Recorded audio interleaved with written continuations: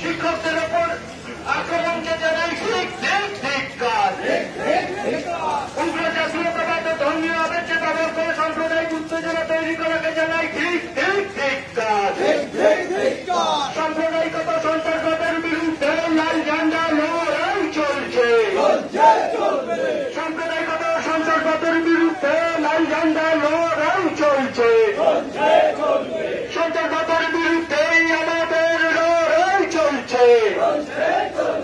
ইনকলাব জিন্দাবাদ, ইনকলাব জিন্দাবাদ, কেন্দ্রীয় ট্রেড ইউনিয়নগুলির সমন্বয় জিন্দাবাদ, কেন্দ্রীয় ট্রেড ইউনিয়নগুলির তাকে আগামী 9 জুলাই শ্রমিক বিরোধী শ্রমকর বাতিলের দাবিতে সাধারণ ধর্মঘট সফল করুন। রোজ রোজ প্রতিরোজ জিনিসপত্রের দাম বৃদ্ধি কাজ সত্ত্বেও রক্ষা করে রাজ্য কেন্দ্র জবাব দাও। এই জবাবের দাবিতেই লাল ঝান্ডার লড়াই। স্বাধীনতা আন্দোলনের মধ্যে দিয়ে রক্ত ঝরার মধ্যে দিয়ে সেই স্বাধীনতাকে রক্ষা করার দায়িত্ব আপনার আমার সবার। সেই স্বাধীনতাকে রক্ষা করার দায়িত্ব এই দেশের সরকারের, এই দেশের যত রাজনৈতিক দল আছে তাদের সকলের, সর্বোপরি সাধারণ নাগরিকের। এই পরিস্থিতিতে দাঁড়িয়ে কাশ্মীরে সন্ত্রাসবাদীদের হামলার পরে আমাদের দেশে একটা ডামাডোল অবস্থা চলছিল। স্বাভাবিকভাবেই দেশের স্বার্থ আমাদের কাছে সব থেকে আগে। সেই পরিস্থিতি বিবেচনা করেই আমাদের কেন্দ্রীয় ট্রেড ইউনিয়ন এবং শিল্পভিত্তিক যে ফেডারেশনগুলো আজকে 20 মে 2025-এ যে ধর্মঘট আহ্বান করেছিল, সেই ধর্মঘটের তারিখ অর্থাৎ আজকে 20 মেকে আমরা পিছিয়ে দিয়ে আগামী 9 জুলাই 2025 ঠিক করেছি। তার একটাই কারণ, যে এই ধর্মঘটের দিন পেছাতে পারে দেশের স্বার্থে, দেশের পরিস্থিতির স্বার্থে, কিন্তু এই ধর্মঘট যে কারণে ডাকা হয়েছে, যে দাবিগুলির ভিত্তিতে এই ধর্মঘট ডাকা হয়েছে, সেই দাবিগুলির গুরুত্ব একটুও কমেনি, বরং দিন এবং সময় যত অতিক্রান্ত হচ্ছে এই দাবিগুলির বাস্তবতা তত বাড়ছে। যে কথাটা হুমায়ুন বলছিল যে আমাদের দেশের কেন্দ্রীয় সরকার প্রত্যেক দিন প্রতিনিয়ত শ্রমিক বিরোধী সিদ্ধান্ত গ্রহণ করে চলেছে। সংসদের ভেতরে, সংসদের বাইরে কেন্দ্রের বিজেপি সরকার আজ পর্যন্ত দাঁড়িয়ে যত সিদ্ধান্ত গ্রহণ করেছে সবটাই শ্রমিক বিরোধী, শ্রমজীবী মানুষের বিরুদ্ধে এই সিদ্ধান্ত। এই শ্রমকোট আপনারা দেখছেন যে গোটা দেশ জুড়ে শ্রমিকরা আন্দোলন চালাচ্ছে। লাল ঝান্ডার নেতৃত্বে দেশের কেন্দ্রীয় ট্রেড ইউনিয়নগুলোর নেতৃত্বে শ্রমিক, কর্মচারী, শিক্ষক থেকে শুরু করে সমাজের সমস্ত অংশের মানুষ যৌথভাবে দাবি তুলেছে যে শ্রমিক বিরোধী এই শ্রমকোড বাতিল করতে হবে। কেন্দ্রীয় সরকার গায়ের জোরে, সংসদে সংখ্যাগরিষ্ঠতার জোরে এই শ্রমিক বিরোধী বিল পাস করাতে পেরেছে, ঠিক কথা, কিন্তু এই শ্রমিক বিরোধী শ্রমকোড কোন দিক থেকেই শ্রমিক স্বার্থে নয়। এই নতুন শ্রমকোডে বলা হচ্ছে যে একজন শ্রমিককে 8 ঘন্টা নয়, দিনে ন্যূনতম 12 ঘন্টা কাজ করতে হবে। যদি মালিক পক্ষ মনে করে তাহলে সেই ঘন্টা 16 থেকে 20 পর্যন্ত হতে পারে, তা নির্ভর করবে মালিকের উপর। আমরা জানি যে আমেরিকার শিকাগো শহরে কয়েকশো বছর আগে, প্রায় 1886 সালে 1 মে সেই দেশের শ্রমিকরা দাবি তুলেছিলেন যে শ্রমজীবী মানুষের কাজের সময় হোক 8 ঘন্টা।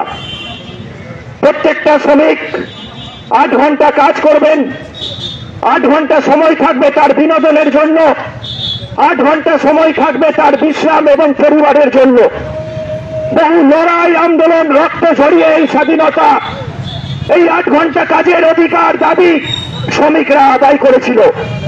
কিন্তু এই নতুন শ্রমকোডের কারণে, এই নরেন্দ্র মোদীর বিজেপি সরকারের এই নতুন শ্রমকোডের কারণে শ্রমিকদের সেই 8 ঘন্টা কাজের অধিকার আজকে কেড়ে নেওয়া হচ্ছে। আমরা বলতে চাই নরেন্দ্র মোদী সরকারকে যে শ্রমিক বিরোধী এই পদক্ষেপকে আমরা মানছি না, মানব না। সংসদের বাইরে, সংসদের ভেতরে যে শক্তি আমাদের ছিল সেই শক্তি দিয়েই আমরা বিরোধিতা করেছি।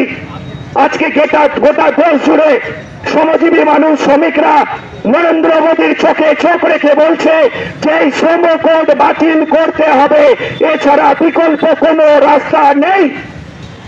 এই পরিস্থিতিতে দাঁড়িয়ে আপনারা দেখছেন শুধু শ্রম কোড নয়, যারা শ্রম কোডের সাথে সরাসরি প্রভাবিত হবেন না, সাধারণ মানুষ, কৃষক, ক্ষেতমজুর, কর্মচারী থেকে শুরু করে ব্যবসাদার, সকলের ক্ষেত্রে এই সরকার জনবিরোধী নীতি গ্রহণ করে চলেছে। পরোক্ষভাবেও আমাদের দেশের সাধারণ নাগরিকরাও এই শ্রমকোডের কারণে, তার সাথে সাথে কেন্দ্রীয় সরকারের অন্যান্য জনবিরোধী নীতির কারণে প্রভাবিত হবেন, সমস্যার মধ্যে পড়ছে। অথচ দ্রব্যমূল্য বৃদ্ধি বাড়ছে আকাশ ছোঁয়া, অথচ কেন্দ্রীয় সরকার, রাজ্য সরকারের কোনো ভ্রুক্ষেপ নেই। কেন্দ্রীয় সরকারের মতোই আমাদের রাজ্যের মমতা ব্যানার্জি সরকারও একই পথে হাঁটছে। যখন আমাদের সংসদে এই শ্রমকোড আইন পাস হচ্ছে বা জনবিরোধী নীতি নিয়ে কেন্দ্রীয় সরকার একটার পর একটা বিল পাস করছে, তখন আমাদের তৃণমূল কংগ্রেসের সাংসদরা সংসদের ভেতরে থাকছেন না, পালিয়ে যাচ্ছেন। কেন? এই প্রশ্ন সাধারণ মানুষকে করতে হবে তৃণমূলের কাছে। আপনারা আজকে দেখছেন যে আমাদের বীরভূম জেলায় তৃণমূল কংগ্রেসের গোষ্ঠীদ্বন্দ্ব প্রকাশ্যে এসছে। একদিকে আমাদের রামপুরহাটের বিধায়ক, ডেপুটি স্পিকার, আর একদিকে বোলপুরের প্রাক্তন সভাপতি অনুব্রত মণ্ডল। কে দেখাতে চাইছেন কার শক্তি বেশি। কিন্তু আমরা বলছি আপনারা আপনাদের মধ্যে ঝগড়া করুন, লবিবাজি করুন, গোষ্ঠীদ্বন্দ্ব করুন, আমাদের কিছু যায় আসে না। কারণ এটাই আপনাদের কাজ।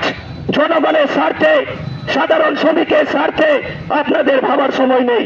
যদি ভাবতেন তাহলে শিক্ষক নিয়োগের মতো এত বড় কেলেঙ্কারি, যা ভারতবর্ষের ইতিহাসে ব্যাপক কেলেঙ্কারির সাথে তুলনা করা হচ্ছে, এই পরিস্থিতিতে দাঁড়িয়ে আছে দেশ। আমি দীর্ঘায়িত করব না, পরের বক্তারা বলবেন। শেষ করার আগে শুধু একটাই কথা, যে দেশের সরকার, নরেন্দ্র মোদীর সরকার শ্রমিক এবং শ্রমজীবী মানুষের বিরুদ্ধে যেভাবে চলছে, যেভাবে নীতি গ্রহণ করছে, যেভাবে বিল পাস করাচ্ছে, তা ভারতবর্ষের স্বাধীনতা ইতিহাসের নজিরবিহীন। ঠিক একইভাবে আমাদের রাজ্যের সরকার নরেন্দ্র মোদীর দেখানো পথে হাঁটছে এবং তার সিদ্ধান্তগুলোকে পরোক্ষভাবে বা প্রত্যক্ষভাবে সমর্থন করছেন।